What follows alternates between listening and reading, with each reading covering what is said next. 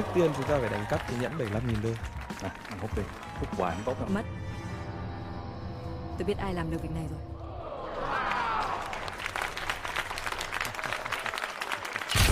Đồng hồ Rolex rất là đẹp mà. Để cho tay Jack sẽ làm. Halo Sambaters, gimana? Tabungan aman? Sudah punya investasi? Mau coba investasi Bitcoin? Kali ini Om Kun akan membahas alur cerita Bitcoin Heist tahun 2016. Film ini bertemakan hiker, banyak adegan action serta alur cerita yang cukup menarik. Tanpa berbahasa-basa lagi, siapkan kopi, rokok, dan juga snack. Dan without ngenteni long-long again, langsung saja.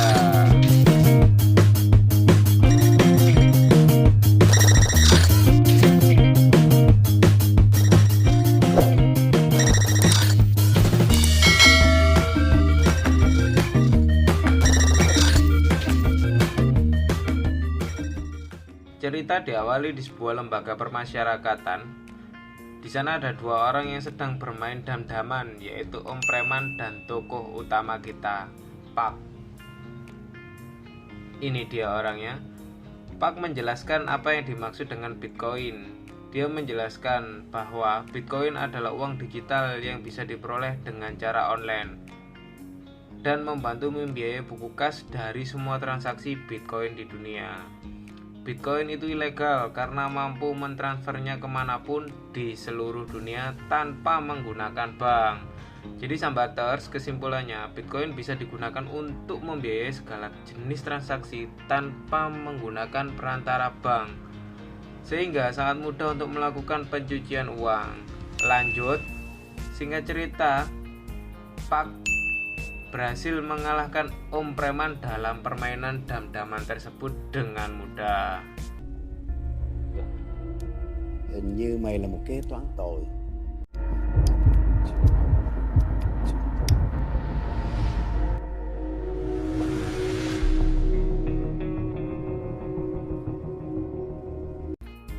Skin berpindah di suatu tempat di tahun 2020.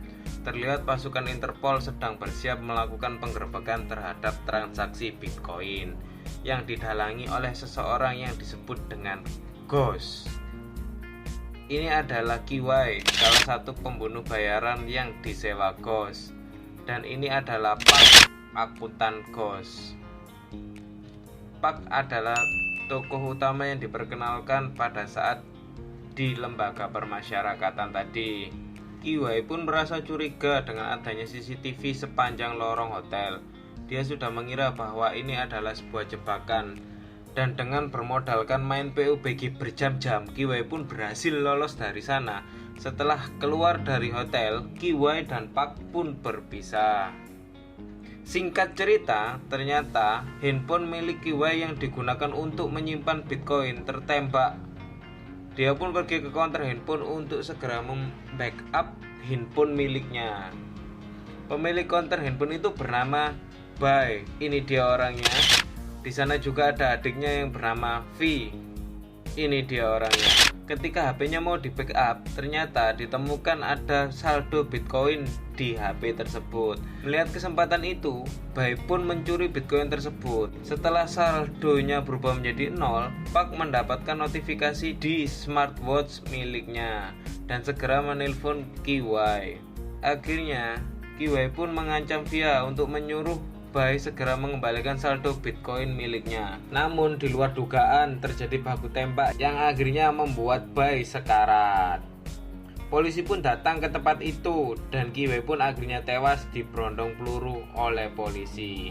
Di sisi lain, Pak dengan mudah ditangkap oleh Inspektur Dada. Skin berpindah. Meskipun Pak berhasil ditangkap, Inspektur Dada diskors oleh kepala polisi. Ini dikarenakan dia gagal menangkap Ghost, tidak berhasil mengamankan barang bukti, serta banyaknya orang yang tewas dalam aksi penggerbekan itu. Singkat cerita, Inspektur Dada nekat menculik Pak dan membawa Pak ke suatu tempat.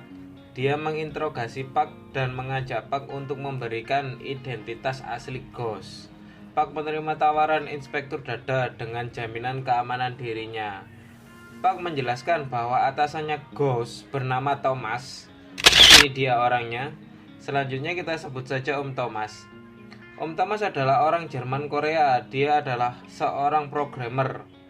Programnya menjalankan keamanan perusahaan perbankan terkemuka di seluruh dunia. Dia dipanggil Ghost karena tidak ada firewall yang tidak bisa dia tembus. Bagi para hacker dan gamer, Thomas adalah bintang rock.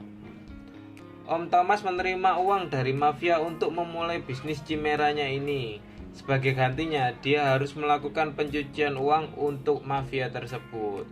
Untuk saat ini, Thomas membutuhkan uang dalam jumlah besar. Maka dari itu dia membuat program yang bernama Grip. Untuk menangkap Om Thomas, mereka perlu mencuri cincin yang setiap hari digunakan olehnya. Di dalam cincin tersebut terdapat kode QR yang dapat membuka mainframe Chimera. Singkat cerita, Inspektur Dada dan Pak menyiapkan rencana mereka. Mereka pun merekrut pesulap Jack. Ini dia orangnya. Jack adalah seorang magician yang ahli mencuri. Dia berhasil mencuri jam tangan Rolex tanpa disadari pemiliknya. Wow, đồng hồ Rolex rất là đẹp ha. Để cho Tài. Jack sẽ làm $100 này biến mất rồi mọi người. Có một món quà cho ông. Đó là Cảm ơn anh Trung. Selain itu, dia juga merekrut Luhan. Ini dia orangnya. Luhan ini adalah orang yang ahli membuat replika. Dia tinggal dengan anaknya Lin. Ini dia anaknya. Lin mempunyai keahlian sebagai pencuri. Jadi ayah dan anaknya yaitu Lin sama-sama mempunyai keahlian yang unik.